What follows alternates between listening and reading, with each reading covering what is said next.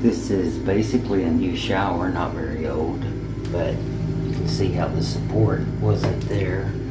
Cracked through on the bottom, cracked over right here also. And I'm going to get that all fixed up, put some support underneath there, and blend out the color.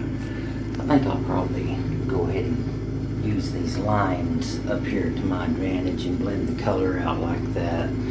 And get a very, very close match on the color. Should be able to use it tomorrow after 5 p.m. Okay, so far, just kind of show the process. So far, everything you see here are holes that have been drilled, and expanding fiberglass has been shot underneath this to brace it from the bottom. Laid down a fiberglass cloth along that crack, and then put fiberglass resin on that. And then this is short strand fiberglass, kind of like a Bondo, but short strand fiberglass. It's for marine use. And then now I will start laying down the bonding agents and the top coats and blending everything out. So I'll have the finished product here pretty quick. This is all finished up.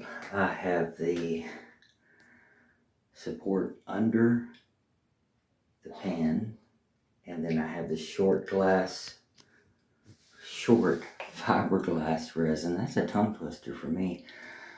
From the top.